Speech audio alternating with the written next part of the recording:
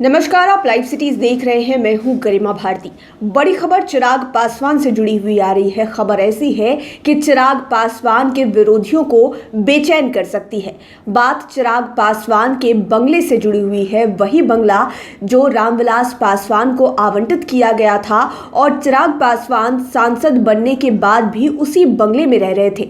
बात हम दिल्ली के 12 जनपद की कर रहे हैं। अब ये कहा जा रहा है कि चिराग पासवान आने वाले 4 महीने तक उस बंगले में आराम से रह रहे हैं। आपको मालूम होगा, जब लोजपा में फूट पड़ी, दो फाड़ हुआ, तब ये बातें सामने आने लगी कि अब चिराग पासवान को बंगला खाली करना पड़ेगा, क्योंकि वो जो बंगला है वो केंद्र सरकार के मंत्रियों और पदधारकों के लिए है। और आपको पता है कि पशुपति कुमार पारस केंद्र में मंत्री बन गए। रामविलास पासवान के निधन के बाद ये सारी चीजें हुई है और सांसद होने के नाते चिराग पासवान को उस बंगले में रहने की इजाजत नहीं होती। लेकिन अब खबर निकल कर आई है कि आने वाले 4 महीनों तक चिराग पासवान और उनके परिवार वाले उस बंगले में रह सकते हैं। पूरी खबर आपको विस्तार से बताते हैं। दिल्ली में 12 जनपद वाले रामविलास पासवान के नाम पर आवंटित बंगले में उनके बेटे चिराग पासवान अभी बने रहेंगे। फिलहाल शहरी विकास मंत्रालय ने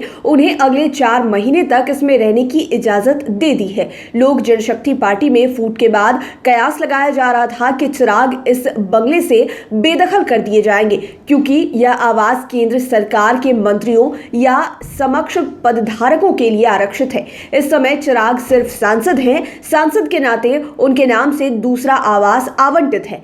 2 टर्म के सांसद चिराग पासवान हमेशा अपने पिता के आवास में ही उनके साथ रहे हैं।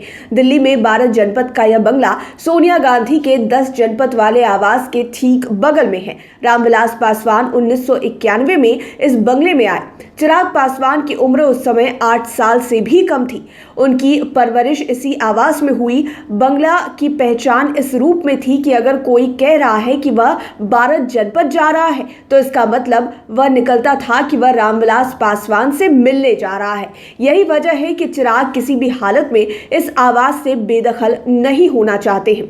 उन्होंने अपने स्तर पर इसे बचाने की कोशिश भी की।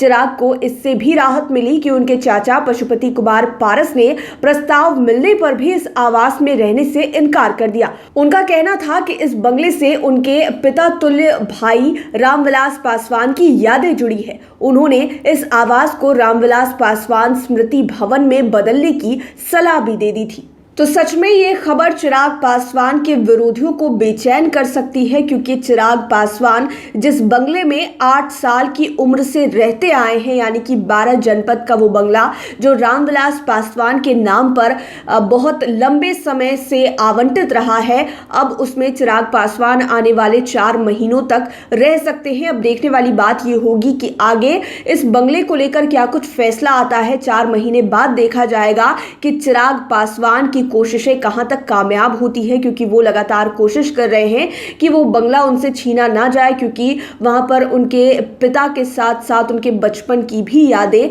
जुड़ी हुई है। लाइव सिटीज के साथ बने रहें, हमारे चैनल को सब्सक्राइब करें। ये वीडियो फेसबुक पर देख रहे हैं तो पेज को लाइक करें। साथ ही साथ आप हमें ट्विटर पर भी फॉलो कर सकते हैं। धन्यवाद।